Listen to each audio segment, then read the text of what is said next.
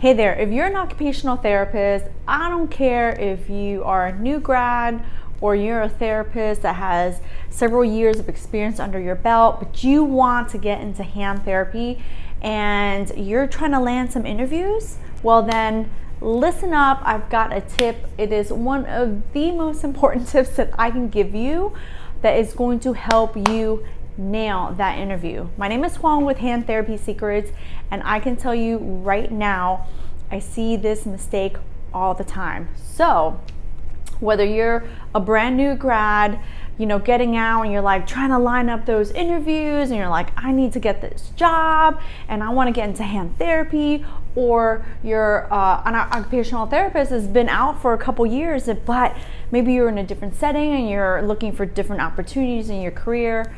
I hear this all the time. So I want to share with you my own findings. Okay, this is my experience. This is my tip, right? Because as an owner of a therapy clinic, I have an opportunity to interview tons and tons of people, and this is the one thing that I always hear, and I want to share it with you. So this is my thing. Do you have an interview coming up and you're feeling kind of nervous and you're like, I really want this job. This sounds great. Like, I really want it. The one thing that I could share with you, one thing only on this video today is please stop doing this one thing. It is telling the person that you're interviewing that you don't know how to do something. Boom.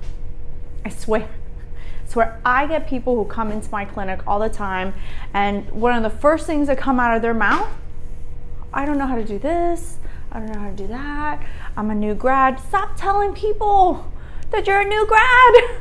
I can tell by your resume. I can tell. Stop telling me that you don't know how to do something. I promise that is not the most important thing.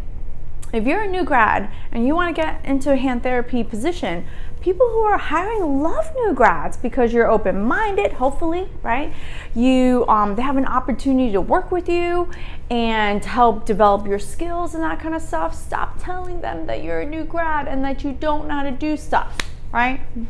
Big, huge thing. I see it all the time. I hear it all the time. Stop telling people that you're a new grad and that you don't know what you're doing. You do know something. So lead with something that you do know how to do and what you're willing to do, because that sometimes can land you that job because you're just so open, right? And if you are a therapist that has several years of experience under your belt, it doesn't matter, Stop telling the person that's interviewing you that you don't know how to do something. The most important thing that you could tell somebody is that you have what's the experience that you have they could bring to that place, right? One of the things is your experience, a certain amount of maturity, right? Hopefully you have some maturity, you're a responsible person. There's some really key things that are so great about you. You know how to work with people, you know how to work with complicated people, you know how to work with difficult people. There's always something. You have X, Y, Z experience. A lot of times people come and they just start telling me, I don't know how to do this, I don't know how to do that. And it's like, don't do that. I'm like, please don't tell me.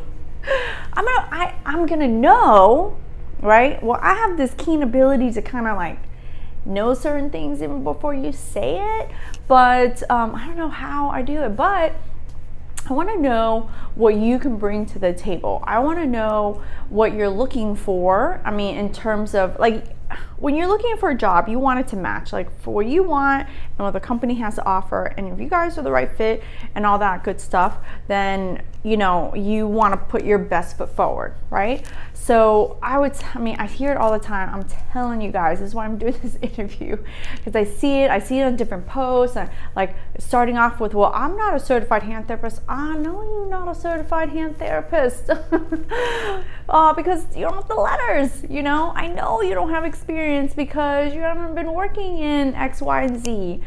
Don't lead with that. I promise if you lead with your good foot, you're gonna increase, I don't guarantee anything, but you're going to increase the chances of you getting another interview, potentially getting the job, and then positioning yourself in a way to continue to grow your career and get fulfillment out of your career. So I hope this video helped you.